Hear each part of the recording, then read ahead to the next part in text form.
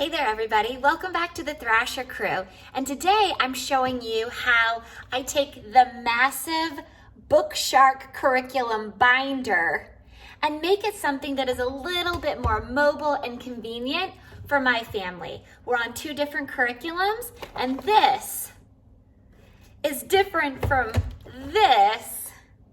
And it's way easier for me to juggle every day. So join me, let's go take a look at how we roll through our Bookshark week.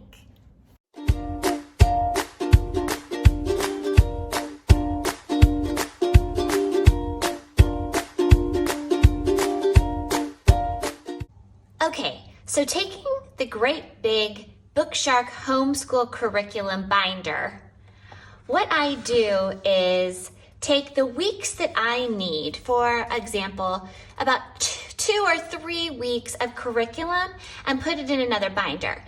The Bookshark binder comes with all of these markers for your 1 through 36 weeks.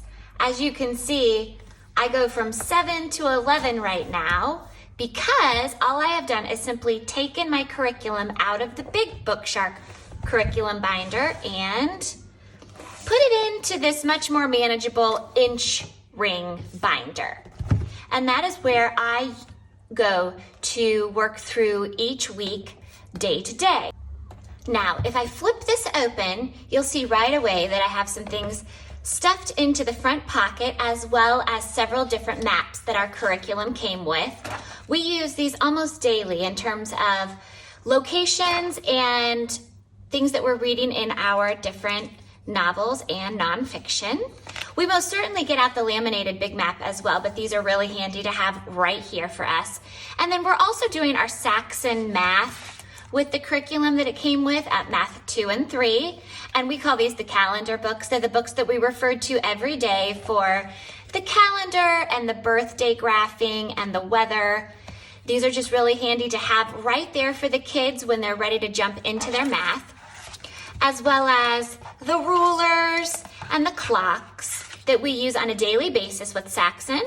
And then these are different pieces of the science material that we've been flipping back and forth from. You'll know it as section 3, and we've already been cutting and pasting from these particular worksheet pages. So this is just to get me organized, ready to go for next week. And I know that that is right where it is, and the different animals that we are going to be studying in this particular week, Africa. So that goes all in my front pocket. Now, right there is week 8, 9, and 10. We just finished up week 8, and we are now on week 9. And it's just the entire curriculum that you get from Bookshark. Now, I've got 2 children going through it, as you well know. And so we have our language arts for 2 and 3, our history, and our science. The only difference is we actually have 2 worksheet pages of science because they are working on their science curriculum together. So my second grader versus my third grader's work. And I just take the section from hers and put it into here, and so I've collated accordingly. Along with, in the back of the book, I have our section 3 cutout sheets and things that we're going to need for the upcoming weeks. And as you can see, it's the same copy for both the kids. I just flip it over when needed.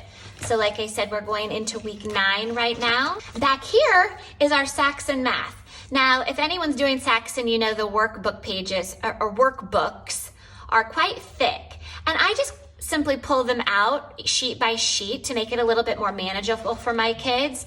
This is my third grader's up and coming work, and it's just page by page I rip out and put immediately in here so I stay completely organized with the instructor guide. And this is the work that she's finished. Once this starts getting a little full, this side gets a little empty, I simply just rip out more sheets, tuck them in the back, and I am storing the completed work in a different location just to make it thinner and more lightweight for myself, along with her grading sheets. And then here is my second grader's to be done worksheets for Saxon, as well as his completed work and graded. Now with this binder, because I have them doing things simultaneously as well as on their own and their own actual work all at the same time, I have this handy dandy little planner. And this is simply just a random middle school, high school planner that's not even dated, has subjects up the side, and a child would use this in their classrooms. I have this, I just wanted to see if it worked, because I've told you before, I like to use what I already have, and sure enough, this has worked brilliantly for us.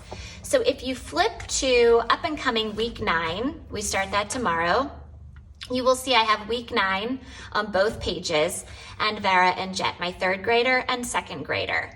Now this is quite handy because we have reading, math, English language, spelling, science, and social studies all the way down the line.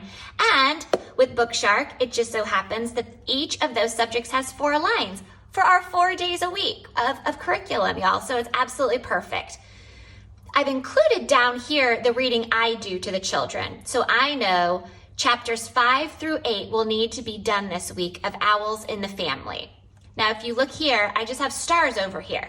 This is because my 2nd and 3rd graders do science, social studies, and mama reading all together. So if it's highlighted over here as accomplished, I know my 2nd grader has done it as well. Up here is where it gets a little different.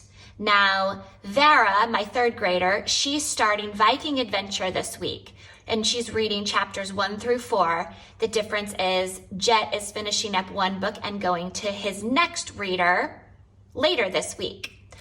You'll see self-read here. I also encourage them to read 20 minutes on their own 4 or 5, 6, 7 days a week. This is anything they want to read, because even though this is considered the independent reading for Bookshark, I like them to read it out loud to me. I think reading out loud and then them reading to themselves in their minds are working really well together doing it this way. So that's just a little bit more that we incorporate. For math, if you're doing Saxon, you know that you do the instructors, the lesson, along with the worksheet, and then later on in the day, you do the back of the worksheet. So to cut that up accordingly, I show myself that I have 2 different worksheets each day for the children. And after we've done it for the first time in the morning, I highlight that, knowing that I still have one more, the back of the worksheet, to do with that child later on that day. Like so. You'll see that we have highlighted the things that we got accomplished. So with that, we have our handwriting without tears. We do it 4 times a week. I know the curriculum calls for twice a week. We're just gonna rush through the book and just kind of cycle through it again later as review. So we do it 4 times a week, and that keeps me organized. And then here's our English language work. We know that we have A, B, C, and D of our language arts to do. And I just kind of remind myself, oh, day 3, he's doing pictures to tell a story. Or day 4 is usually a big writing day for the kids. And this just reminds me of what exactly we'll be working on as I flip to the actual curriculum for that day. So here's my 2nd grader. Day 4, we go through this, but I've already kind of organized and organized my thoughts and set myself up, knowing that this is the direction we're going with that. So I have everything I need to see on one page as I flip back and forth through the actual curriculum. For spelling, we are doing all about spelling, and they both have a lesson of that each day. We go slower or faster through some lessons depending on the needs of the child, but we have 4 lessons. We work on spelling 4 times a week. Vera, my 3rd grader, we continue to also do the spelling that's organized language arts. So she's actually doing 2 different kinds of spelling each day. I think they're both important, as she potentially may go back to school next year and have to learn how to memorize the words like so. And then, like I said, the science, social studies, and reading out loud, we all do that together. And then we just highlight accordingly. Oh, we got it all done. Or Friday, we have a little bit more to do in reading, or we'll do our hands-on history on Friday. And that, here's an example of that.